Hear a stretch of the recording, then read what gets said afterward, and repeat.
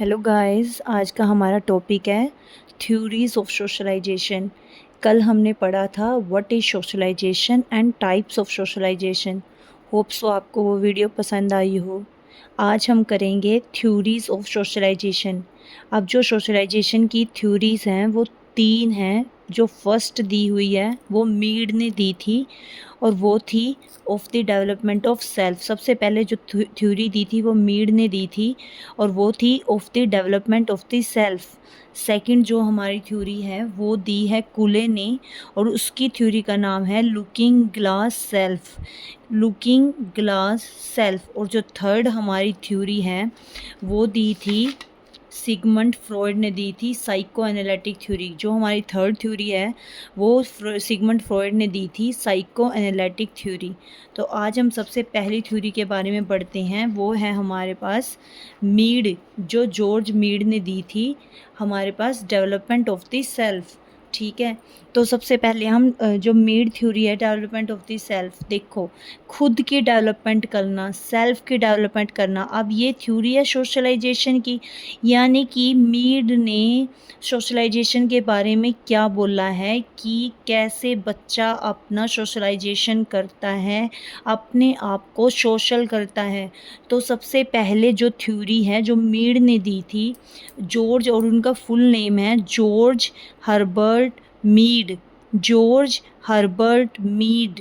और इसको हम गेम स्टेज थ्योरी भी कहते हैं क्योंकि इसमें बच्चा खेल खेल में ही अपना डेवलपमेंट कर लेता है, तो इसको इसलिए इसको गेम स्टेज थ्योरी भी कहते हैं।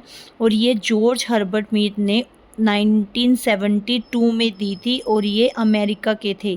George Herbert Mead, GH Mead, 1972 में इन्होंने ये of the development of the self की थ्योरी दी थी और ये अमेरिका के थे।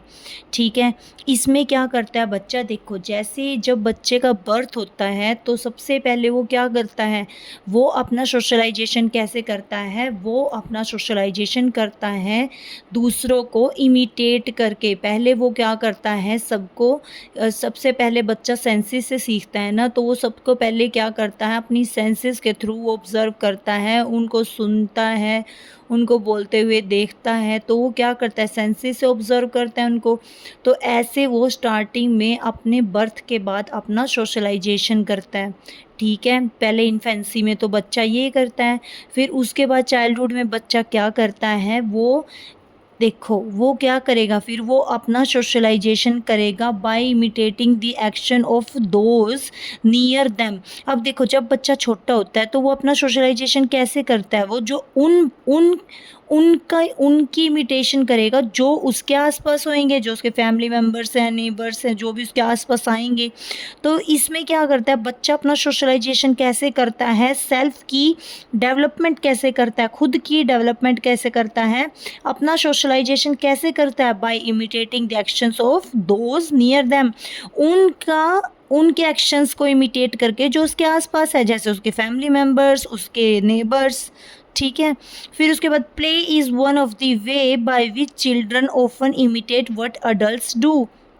उसके बाद पहले तो बच्चा इमिटेशन कर लेता है। ठीक है, फिर उसके बाद क्या करता है बच्चा, जब थोड़ा बड़ा होता है चाइल्डहुड में आता है तो वो क्या करता है, तो वो उन मतलब कि जो उसके अडल्ट हैं, जो मतलब वो बनना चाहता है, जो उसको अच्छे लगते हैं, जैसे उसको डॉक्टर को, कोई डॉक्टर अच्छा लगता है या फिर उसको मतलब पुलिस अच्छे लगता है, तो वो क्या करता है, तो वो उसी की मतलब कि जब वो कोई खेल भी खेलता है ना तो वो डॉक्टर डॉक्टर खेलता है, टीचर टीचर खेलता है, डॉक्टर पेशेंट खेलता है। तो ऐसे ही रोल वो प्ले करता है जो वो अपने आप को बनाना चाहता है। तो इस सेल्फ की डेवलपमेंट वो कैसे करता है, अपने आप की वो डेवलपमेंट कैसे करता है, taking the role of others, दूसरों के रोल को टेक करके, यानी कि दूसरों की इमिटेशन करके, कि वो जैसे वो टीचर है तो मैं भी टीचर बनूंगी, वो डॉक्टर है तो मैं भी डॉक्टर बनूंगी, वो पुलिस है तो मैं भी पुलिस बनूंगी। तो ये है taking the role of others, दूसरों के रोल को टेक करके वो अपना क्या करता है, डेवलपमेंट करता है। सेल्फ की, खुद की क्या करता है वो, डेवलपमेंट करता है। ठीक है, तो ये समझ आया। इसमें बस यही बोल रहा है इसने, मीड ने, जॉर्ज हर्बर्ट मीड ने, जीएच मीड ने, कि बच्चा अपने सेल्फ की डेवलपमेंट कैसे करता है। जब वो इन्फेंसी में होता है तो वो उनकी उनके एक्शंस की इमिटेशन करता है जो उसके आसपास होते हैं, ठीक है, by imitating the actions of those near them. और जब वो बड़ा होता है, चाइल्डहुड में आता है, तो वो उन अडल्ट्स की इमिटेशन करता है जो उसको अच्छे लगते होते हैं, सिग्निफिकेंट अदर्स, दूसरों को सिग्निफिकेंट करता है, दूसरों का रोल लेता है। अगर कोई टीचर है तो टीचर का रोल लेता है, कोई डॉक्टर है तो डॉक्टर का रोल लेता है। तो ऐसे मोस्टली वो गेम गेम में अपना क्या कर लेता है, डेवलपमेंट कर लेता है, इसलिए इसको गेम स्टेज थ्योरी भी कहते हैं। अब हम नेक्स्ट थ्योरी की बात करेंगे, वो है कूले की थ्योरी। चार्ल्स हॉर्टन कूले की थ्योरी है और इसकी थ्योरी का नाम है looking glass self, looking glass self. और ये चार्ल्स हॉर्टन कूले ने दी थी 1922 में। चार्ल्स हॉर्टन कूले ने दी थी 1922 में, अमेरिका के थे ये, और इनकी थ्योरी का नाम है लुकिंग ग्लास सेल्फ थ्योरी।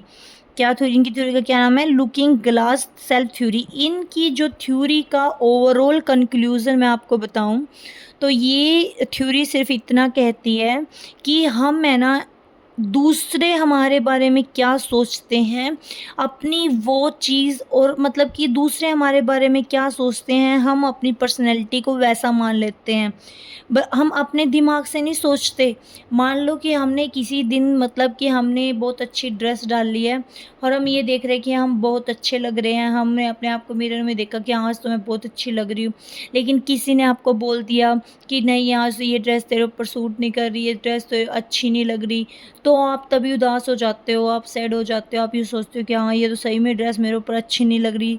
तो इसका मतलब इस थ्योरी में सिर्फ इतना ही है कि it is based on the opinion of others not there thinking, कि दूसरे क्या सोचते हैं हम वही सोचते हैं, हमें क्या अच्छा लग रहा है हम वो चीज़ नहीं सोचते। ठीक है, तो ये है हमारी इस थ्योरी। और इस थ्योरी में देखो मैं आपको थोड़ा सा और समझाती हूँ। चार्ल्स हॉर्टन कूले ने एक बात बोली थी, एक स्टेटमेंट बोली थी, I am not what I think and I am not what you think, I am what I think you think I am. आप बोलोगे कि ये क्या बोल गया, सब सेम सेम सा लग रहा है। तो देखो सबसे फर्स्ट लाइन क्या बोली चार्ल्स हॉर्टन कूले ने कि I am not what I think, कि मैं वो नहीं हूँ जो मैं सोचता हूँ। I am not what you think, मैं वो भी नहीं हूँ जो आप लोग सोचते हो। I am what I think you think I am, मैं वो सोचता हूँ जो आप लोग मेरे बारे में सोच रहे हो। तो ऐसा अब देखो मैं आपको ये जो चार्ल्स हॉर्टन कूले ने स्टेटमेंट बोली थी, अब मैं आपको एक एग्जांपल से समझाती हूँ, ठीक है। सबसे पहले मान लो कि आपको किसी दिन मान लो आज आपको पार्टी में जाना है, आपने बहुत अच्छी ड्रेस डाल ली, आप प्रॉपर ड्रेसअप हो गए, आपने इमेजिनेशन कर ली कि आज पहले कि लोग मेरे बारे में क्या बोलेंगे, मतलब उसने इमेजिन कर ली कि आज मैं बहुत सुंदर लग रहा हूँ, ये वो, मतलब आपने प्रॉपर इमेजिनेशन कर लिया, ठीक है। फिर आप पार्टी में गए, पार्टी में जाने के बाद आपने सबको ऑब्ज़र्व किया कि कैसा, आपने मतलब उनकी जजमेंट को परसीव किया कि कैसे लोग आके आपको ऑब्ज़र्व कर रहे थे, कैसे देख रहे थे, किस किस वे से देख रहे थे, तो आपने उनकी जजमेंट को परसीव किया।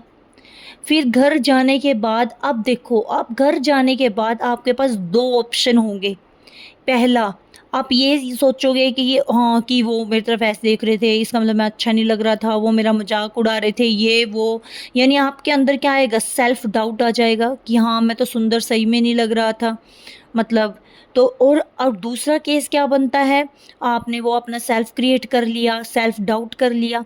अब दूसरा केस क्या बनता है, दूसरा केस ये बनता है कि उनको क्या पता, मुझे पता अपना मैं सुंदर लग रहा था, मतलब कि उस सेल्फ प्राउड फील कि हाँ मैं सुंदर लग ही रही थी, उनको क्या पता, उनको ज़्यादा पता है, मुझे पता है कि मैंने डालो तो मुझे पता है ना मैं सुंदर लग रहा हूँ, उनको ज़्यादा पता है। तो एक ये केस क्रिएट होता है, एक ये वाला पार्ट।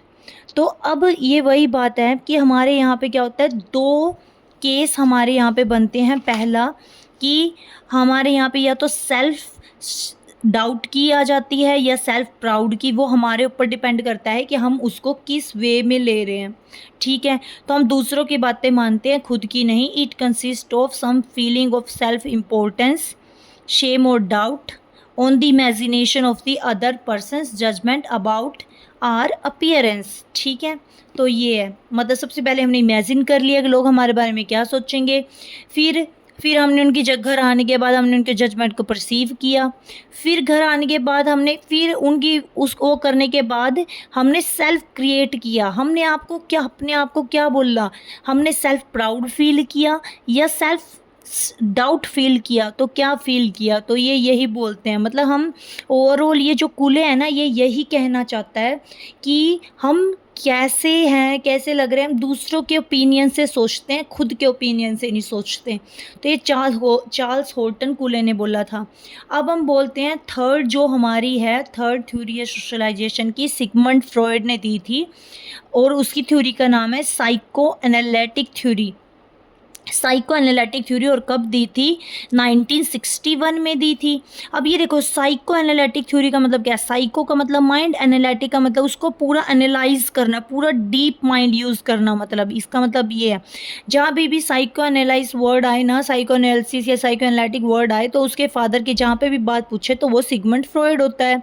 ठीक है, तो यहाँ पे इसने जो सिगमंड फ्रॉयड ने सोशलाइजेशन की जो थ्योरी बताई है, उसमें इसने पर्सनैलिटी थ्योरी भी दी है। इसने अपनी सोशलाइजेशन की है पर्सनैलिटी को 3 पार्ट्स में डिवाइड करके, कि जो हमारा सोशलाइजेशन होता है ना, वो हमें जो समाज में, हमें जो सोसाइटी में 3 टाइप की पर्सनैलिटी दिखती है: इड पर्सनैलिटी, ईगो पर्सनैलिटी और सुपर ईगो पर्सनैलिटी। ठीक है, सबसे पहले होती है हमारी, और ये बहुत ज़्यादा इम्पोर्टेंट है, एक जो सिगमंड फ्रॉयड का एक क्वेश्चन तो डैम श्योर आता है हर बार पेपर में। तो सबसे पहले होती है हमारी इड पर्सनैलिटी, फिर होती है हमारी ईगो पर्सनैलिटी और फिर होती है हमारी सुपर ईगो पर्सनैलिटी। तो सबसे पहले हमारी है इड पर्सनैलिटी। अब इड पर्सनैलिटी क्या होते हैं? देखो, इड पर्सनैलिटी क्या होता है, इसमें हम क्या करते हैं कि मतलब कि हमें बस वो सेल्फ, वो इंस्टेंट प्लेजर चाहिए, उनको इंस्टेंट हैप्पीनेस चाहिए, उनको जो चीज़ चाहिए उनको वो तुरंत चाहिए, उसके बाद चाहे कुछ भी हो, उनको मतलब कोई लेना देना न्यूज़ बात से, उनको वो इंस्टेंट चीज़ चाहिए। उनको कोई भी जैसे मतलब कि उसके बाद की नहीं सोचते, वो सिर्फ प्रेजेंट का सोचते हैं, फ्यूचर का सोचते हैं कि क्या होगा अगर मैंने ये कर दिया तो। सारे के सारे जो रेपिस्ट है वो इसी पर्सनैलिटी में आते हैं, ईड पर्सनैलिटी में आते हैं। उनको सेल्फ सेटिस्फेक्शन चाहिए, उनको इंस्टेंट सेटिस्फेक्शन चाहिए, उनको बस ये है कि मुझे अभी के अभी, उनको दूसरों से कोई लेना देना नहीं है, ना ही उनको ये, वो सेल्फिश होते हैं। उनको ये है कि बस अभी जो मैं चाहता हूँ बस अभी कर लो, बाद का वो कुछ नहीं सोचते। तो ये सबसे, इसको एनिमल पर्सनैलिटी भी कहते हैं। उनकी सोच है ना बिल्कुल एनिमल टाइप होती है। और सेकंड हमारी जो पर्सनैलिटी होती है वो होती है, और इसमें अनकॉन्शियस इम्पल्स आते हैं। इसका मतलब क्या है? इसका मतलब ये है कि उनकी है ना बहुत टाइम से, अनकॉन्शियस माइंड में क्या होता है, अनकॉन्शियस माइंड में हमारी वो इच्छाएं होती हैं जो काफ़ी टाइम से हम चाहते हैं कि करना, लेकिन वो अभी मतलब कि अनफुलफिल्ड विशेस होती हैं हमारी अनकॉन्शियस माइंड के अंदर। जैसे हम सोचते हैं कि मतलब मुझे गवर्नमेंट जॉब लगने में काफ़ी टाइम से सोच रही हूँ, या कुछ और कि मेरा खुद का बिजनेस होना चाहिए, खुद का पार्लर होना चाहिए, खुद कुछ भी जो हमारी विशेष हैं, जो हमारे अनकॉन्शियस माइंड में रखी हुई है, तो वो यही है। तो जो अनकॉन्शियस हमारे माइंड वाली अनफुलफिल्ड विश होती है ना, वो वाले बंदे भी इसी के अंदर आते हैं, इड पर्सनैलिटी के अंदर आते हैं। ठीक है, फिर आगे हमारा आता है ईगो पर्सनैलिटी। अब ईगो पर्सनैलिटी क्या होती है? ये रियलिटी वाले बंदे होते हैं, मतलब कि ये ईड और सुपर ईगो, ये एक ईगो पर्सनैलिटी है, ये सुपर ईगो। तो इसमें क्या करते हैं, ये इन दोनों के बीच की पर्सनैलिटी है, ये बैलेंस रखती है ना, तो इसको इंस्टेंट कुछ चाहिए और ना ही ये सब कुछ सेक्रीफाइस करती है। ये रियलिटी वाले बंदे हैं, जो आजकल बंदे जीते हैं ना, तो वो सबके लिए सब कुछ सेक्रीफाइस करते हैं, ना ही उनको इंस्टेंट कुछ चाहिए। ये रियलिटी वाले बनते हैं, ईगो पर्सनैलिटी वाले। फिर थर्ड हमारी होती है सुपर ईगो। सुपर ईगो ये जैसे संत होते हैं, महात्मा होते हैं, जो वो आएंगे इसके अंदर। ये तो नॉर्मल ह्यूमन बीइंग आएंगे इसके अंदर वो थोड़े जानवर टाइप के, ह्यूमन रेपिस्ट टाइप के। इसके अंदर आएंगे थोड़े संत टाइप के, मतलब रेडी टू फॉर सेक्रीफाइस, जो हमेशा सेक्रीफाइस करने के लिए रेडी रहते हैं, महान, दूसरों के लिए सब कुछ कर सकते हैं, अपनी इनर वॉइस की आवाज़ सुनते हैं। इसमें मोरलिटी वाले, मतलब कि मोरल पीपल आते हैं, जो सबके लिए सब कुछ कर सकते हैं, बस वो संत लोग जो अपना सब कुछ, घर बार सब कुछ छोड़ के चले जाते हैं। तो इसमें सुपर ईगो पर्सनैलिटी में वो आते हैं, ईगो पर्सनैलिटी में नॉर्मल जो रियलिटी वाले ह्यूमन बीइंग आते हैं, और इसमें हमारे रेपिस्ट टाइप आते हैं। ठीक है, तो ये है हमारी 3 पर्सनैलिटी।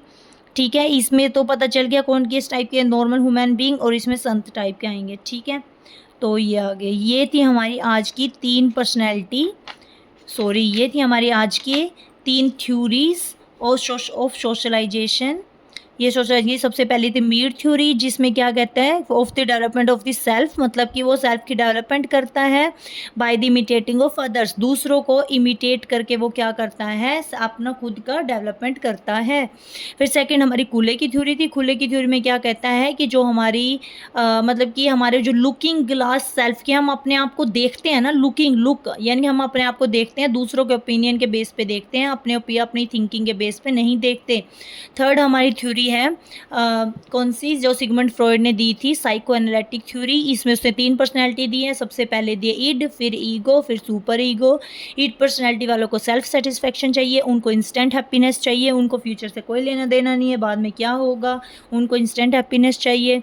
जो ईड और जो ईगो पर्सनैलिटी है ये नॉर्मल ह्यूमन बीइंग पर्सनैलिटी है। ये ईड और सुपर ईगो के बीच की पर्सनैलिटी है। जो नॉर्मल ह्यूमन बीइंग होते हैं ये बैलेंस रखते हैं दोनों के बीच में, ना तो ये सारा ही सेक्रीफाइस कर देते हैं और ना ही इनको कुछ इंस्टेंट कुछ चाहिए।